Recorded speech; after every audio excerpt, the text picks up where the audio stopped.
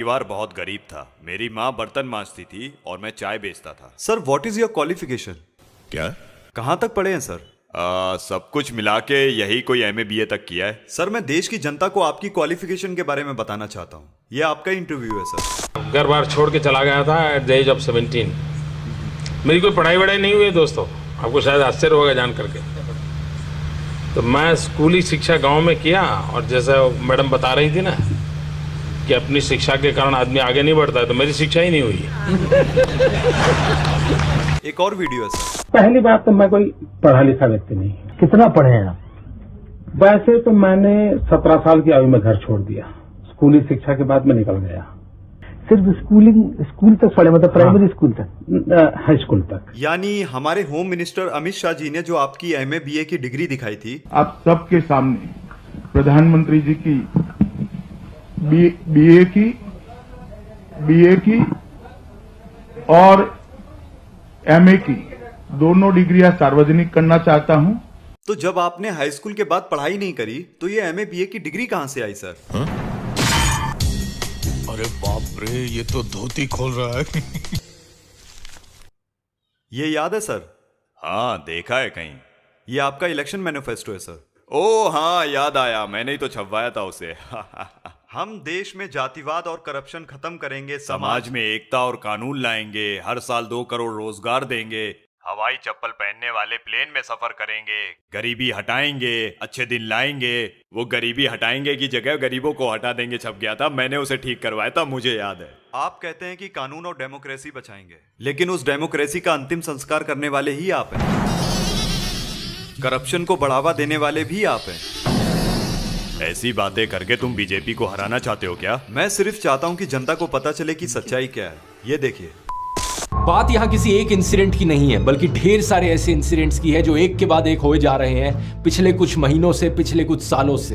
वो सारे इंसिडेंट्स जो सिर्फ एक चीज की ओर इशारा करते हैं कि हमारा देश वन नेशन वन पार्टी की ओर आगे बढ़ रहा है। मीडिया से ऑपोजिशन की आवाज को पूरी तरीके से खत्म कर देना, MLAs की हॉर्स ट्रेडिंग, इलेक्टेड सरकारों से पावर छीन लेना नए कानून बनाकर, इन्वेस्टिगेटिव एजेंसीज का वेपनाइजेशन, ED CBI का प्रेशर बनाकर ऑपोजिशन पॉलिटिशियंस को जेल भेज देना, स्टेट गवर्नमेंट्स की वर्किंग में इंटरफेयर करना गवर्नर्स का इस्तेमाल करके, स्टेट गवर्नमेंट से फंड्स को ही विदहोल्ड कर लेना, जनता से प्रोटेस्ट करने का अधिकार ही छीन लेना, और अगर कोई प्रोटेस्ट करे तो उनका टीयर गैस और रबर बुलेट से स्वागत करना, इलेक्टोरल बॉन्ड्स का इस्तेमाल करना अपनी सारी फंडिंग छुपाने के लिए, और अगर कोई ऑपोजिशन का कैंडिडेट इलेक्शन जीत भी जाए तो सीधा सीधा इलेक्शन फ्रॉड करके खुद को जिता लेना।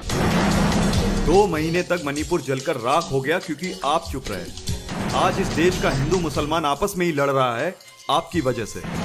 आपने कम्युनल डिस्क्रिमिनेशन पर कोई कार्रवाई नहीं करी क्योंकि आप धर्म के बगैर इलेक्शन नहीं जीत सकते, है ना? क्या पकड़ा है? इस वीडियो में बीजेपी का नाम खराब करके वीडियो वायरल करने के लिए बेबुनियादी बातें कर रहे हो तुम। नो सर, आम जनता खुद परेशान है आपसे। मोदी जी, ये चुंगरिंग मेरे तरफ से मैसेज देना चाहता हूँ। हिंसा हो रहा है मणिपुर में, ऑलमोस्ट 1 ईयर हो गया, और हर दिन लोग मर रहा है, और रिलीफ कैंप में कितना लोग रहता है, खाना पीना अच्छे से नहीं मिल रहा है, और बच्चा लोग अच्छे से पढ़ाई नहीं कर रहा है। हम लोग फ्यूचर के लिए बहुत परेशान है मणिपुर। और मोदी जी, आप एक बार आके मणिपुर में विजिट कर लीजिए और जल्द से जल्द मणिपुर को शांति चाहिए, प्लीज। कीड़े पड़ के मरेगा तू, कीड़े पड़ के भड़वे।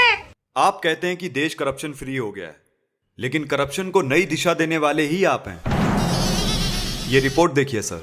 न्यूज लॉन्ड्री की 2 दिन पहले की इन्वेस्टिगेशन ने बताया कि ED का इस्तेमाल सिर्फ बाकी पार्टीज के खिलाफ नहीं किया जा रहा है, बल्कि देश में कंपनीज के खिलाफ भी किया जा रहा है। कम से कम 23 ऐसी कंपनीज जिन्होंने आज तक बीजेपी को कोई पैसा नहीं डोनेट किया था, उनके ऊपर सेंट्रल एजेंसीज की रेड होती है और एक पैटर्न देखने को मिलता है। रेड के बाद वो कंपनीज करोड़ों रुपए डोनेट करती हैं बीजेपी को। टोटल में 335 करोड़ रुपए इन कंपनीज ने बीजेपी को डोनेट किए जिन पर IT या ED की रेड पड़ी थी। अब बोलिए सर, जनता से ज्यादा आपको अपनी कुर्सी प्यारी है ना?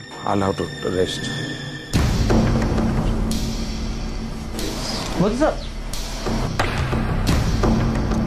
बोलिए सर। बोलना बुढ़े, बोलती क्यों बंद हो गई है? रहा, बंद कर। ईडी की रेड करवा दूंगा। अमित शाह, देशद्रोहियों, बंद करो, ये बंद करो। अबे चप्पल नीचे कर, ये असेंबली नहीं है। अरे इनको बोला ना, ये लोग क्यों नहीं बंद कर रहे? बेवकूफ, ये लाइव टेलीकास्ट से लाइव क्रिकेट मैच की तरह सारे देश की जनता देख रही है। चप्पल नीचे कर। माइक पकड़कर जनता के सामने तुम मुझसे कुछ भी सवाल पूछोगे और मैं तुम्हें उसका जवाब दूंगा। क्यों? जवाब देना आपकी ड्यूटी है सर, इसलिए देश की जनता ने आपको चुना है। मोदी जी, बहुत हो गया इंटरव्यू, देश की सेवा करने चले। अच्छा तो इंटरव्यू खत्म ना। जय श्री राम।